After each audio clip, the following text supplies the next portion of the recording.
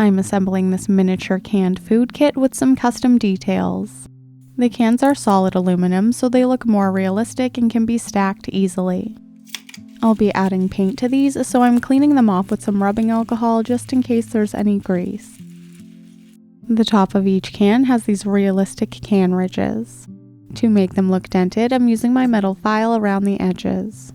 Now that it's no longer a perfect circle, I'm using some pliers to add some dents. This particular kit has vintage labels, so I'm adding a lot of aging to my cans. I'm finishing by filing the sharp edges. I picked up small tubes of super glue recently, so they won't harden in the tube before I have time to use them. I capped the nozzle with some baking soda to further protect the glue from hardening. You'll have to take my word for it, but I'm adding a small bit of super glue around the edges of the can where rust would most likely form. I'm dipping the liquid super glue into some baking soda to create a texture and immediately harden the glue. I varied the amount of texture for each can, so I'll have a nice variety of rust.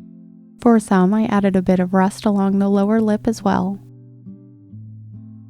To cap my super glue until next time, I squeeze a tiny bit of glue at the end of the nozzle and dip it into baking soda. This cap is easy to pop off and ensures the glue won't go to waste. I'm making a paint mixture of black, brown, and matte Mod Podge. This paint concoction will get stuck in the super glue texture I created and stick to the metal can because of the Mod Podge. I'm adding a messy coat of paint to the top and bottom of each can, allowing the paint to dry.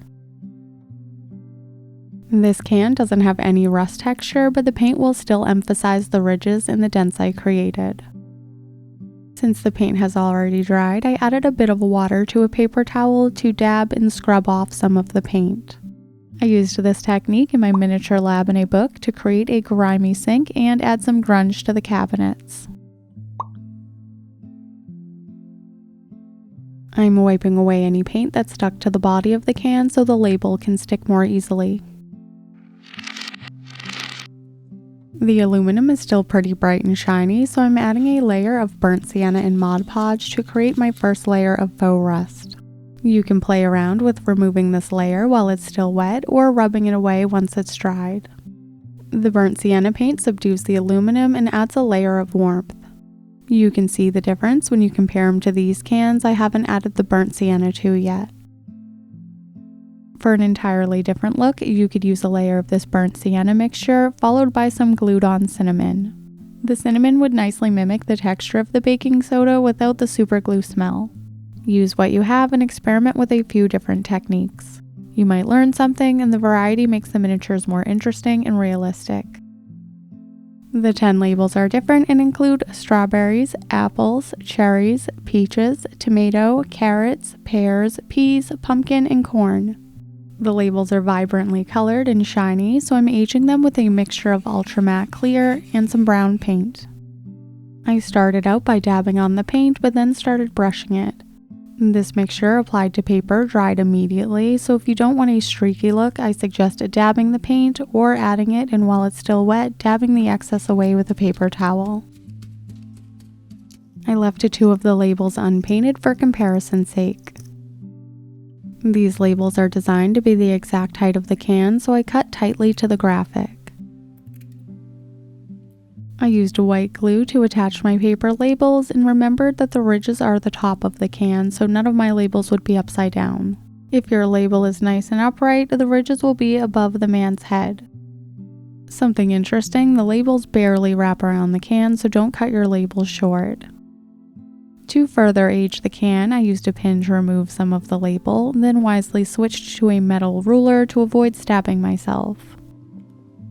The torn edges of the label are bright white and the can is shiny beneath, so I'm adding a layer of brown paint mixed with Mod Podge.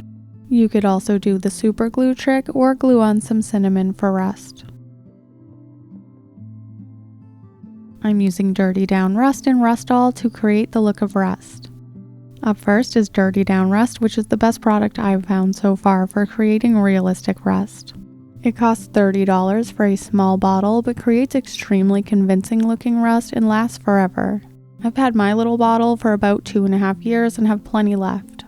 It's water soluble, so you can actually use a damp paper towel to remove some of the rust effect if you'd like to customize it or if you applied it too heavily. I concentrated my rust around the edges of my black super glue globs.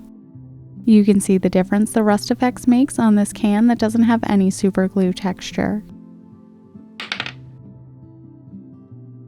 The Rust-All costs $10 for a much bigger bottle, but is quite watery and doesn't make nearly as good of a rust effect. There were no instructions included, so I'm not entirely sure I'm using this properly, but I did realize you need to add a couple layers to deepen the color and make it look more realistic. The can on the right was assembled with no modifications. In retrospect, I do like the high contrast of the unpainted label, so if I was doing this again, I would have used less brown paint. I don't have a project in mind for these cans, but I imagine you'd find them in an old fallout shelter or an abandoned general store. Check out this video next to see how I made an abandoned lab inside of a book.